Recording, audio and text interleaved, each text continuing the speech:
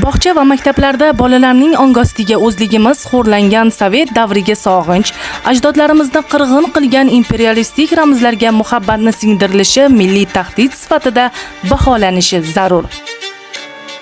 O'zbekistondagi bog'cha va maktablar farzandlarimizni milliy va umuminsoniy qadriyatlar asosida o'zligimizga mehr va sadoqat bilan tarbiyalash uchun kerak, tashqi propaganda targ'iboti uchun emas. Maktab va Maktabgacha ta'lim vazirligidan bu masalada izoh so'raladi. Tashqi ishlar vazirligiga Russat Rudnichesva faoliyatini tahlil qilish haqida so'rov yubormoqchimiz. Non berib qo'lidan ayrilgan xalqmiz. Yaxshi niyatimiz suiiste'mol qilinishiga yo'l qo'yilmasligi kerak.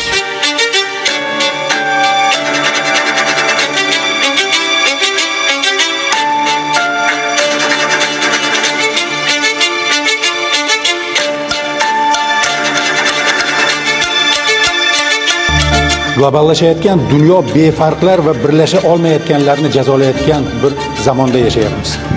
Qadriyatlar va manfaatlarni anglamaydigan jamiyatlar begona qadriyatlar va manfaatlarga xizmat qiladi.